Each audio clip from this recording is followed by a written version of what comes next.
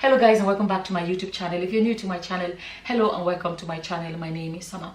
So I want to share this story with you guys, and I believe a lot of people, I don't know, but I don't think a lot of people will agree with me, but that's fine. I want to speak my opinion, and I think there is a message for a lot of us, from this story. And as always, you're going to share your own opinions in the comment section. So let me read this post to you guys, exactly how it is on BBC Pidgin. And it says, how you go judge this matter? One Kenya papa don't sue in 48-year-old Pekin to demand for 20% of the son's salary for him monthly upkeep. Him accused the son, say, I will translate for those that do not understand Pidgin English, I will translate in a second. He said, him accused the son, say, he abandoned the family since he landed one job for the capital, Nairobi. Gideon Kisira Cherowo, 73, say him sell him land and most of his assets to pay for his son education up to university level. Oga Cherowo, where they live for one mud house for in village for Western Kenya, say him son never come home for the last 17 years and them don't ask for him help in vain.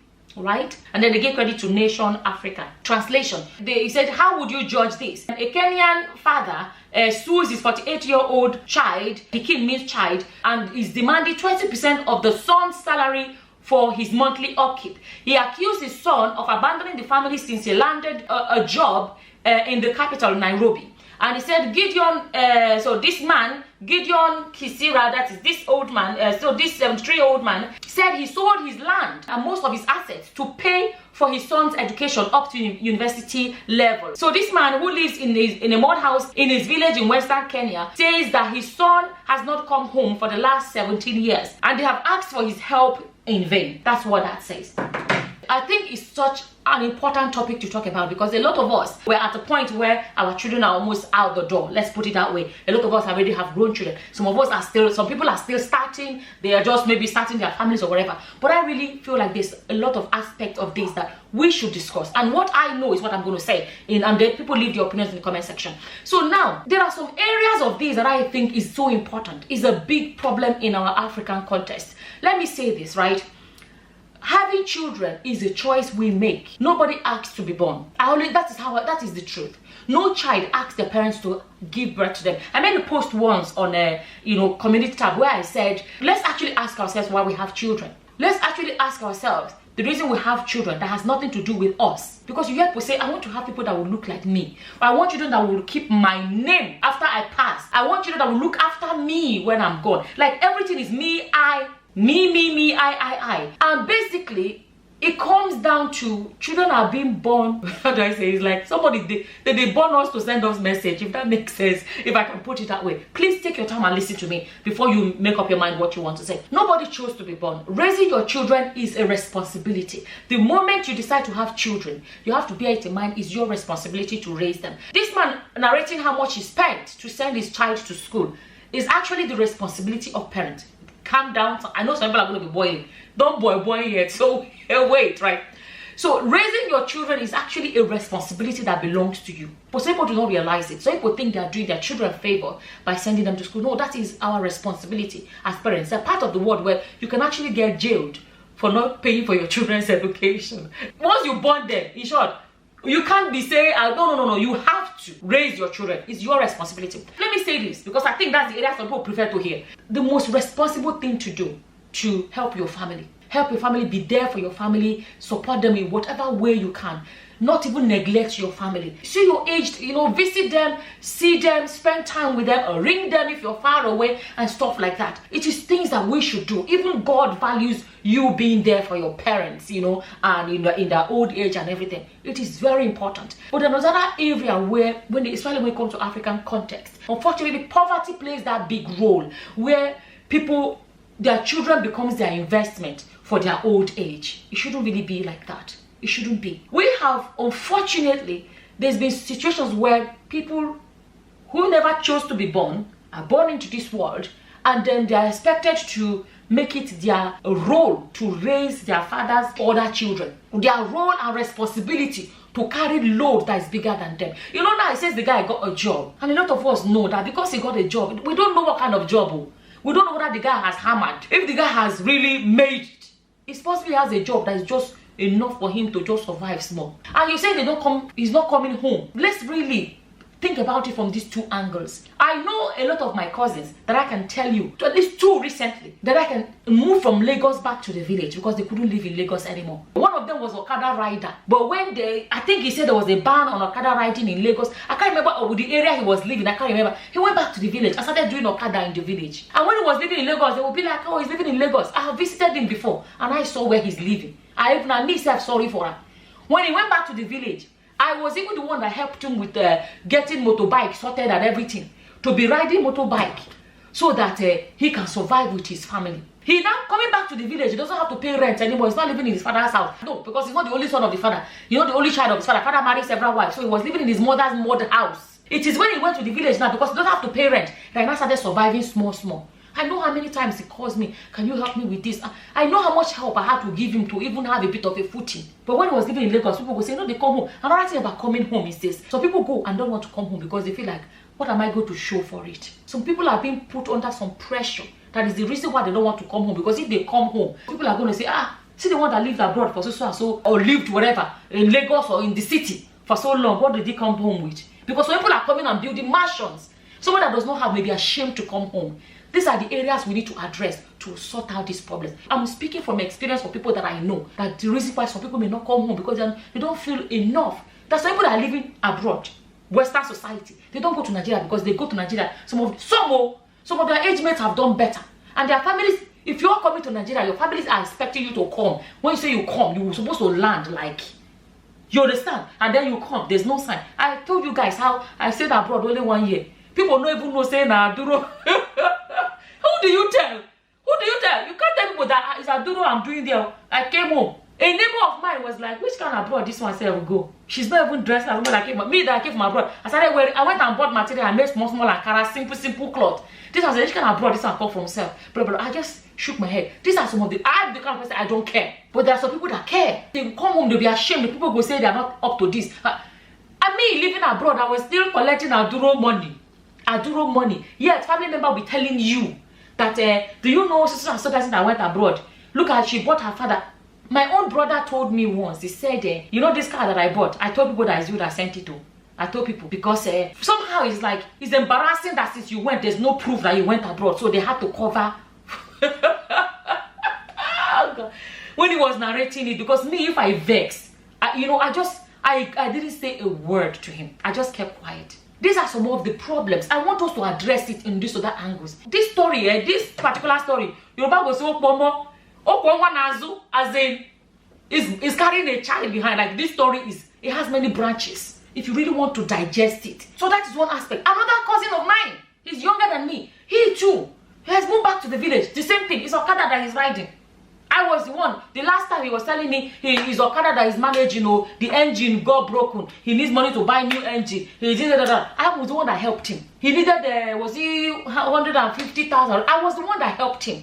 And somebody like that, now when he was living in Lagos, people will be like, he was living in Lagos, he moved back to the village. So I want to address the area of thinking because somebody is living in a mega city, he has made it. We don't know the son where he is, how he's doing. It's possible he too is struggling. Another area is African parents have this thing about giving birth to children. I watched a video here. I stumbled across this video where this man, I think he's canoe taxi, he does something like that in dirty part of Lagos from the video I watched. And he was explaining how he has so many children and he's planning to have a lot more children. And then I asked him that, you have so many children and you don't have money, you still want to have more? He said yes, so you want to have more so that he's increasing his chances that at least one of them must blow. At least one of them must blow. That they will look after. He said it. As poor as he is, he's not bringing children to the world that he will look after. No, he's bringing out children that would look after him. You see the poverty mentality that is putting a lot of burden on a lot of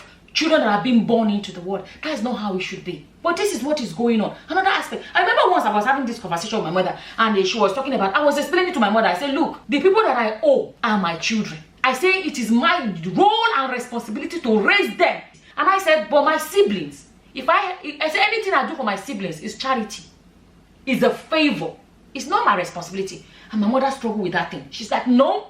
She said no. The reason parents raise the older children is so that the older children can grow up, so that the older children, when they start doing well, they will come and raise their younger ones. I said no. I said, when you and your husband, who is my father, I said, when you guys decided the number of children you have, you didn't consult me. You didn't ask me how much help I can offer. I was not part of your plan. There is no reason why I should be responsible for your decision to have so many children, to have so and so number of children. I'm not saying I cannot help, but what I'm saying that what I'm doing is help. It is not my duty. My sibling that I help to pay their school fees, it is from the kindness of my heart. It's not my duty. She struggled with that. That is the African mentality we need to address. And I believe it comes from poverty. Because let me tell you, you think Otedola will be waiting for one of his children to raise the other ones.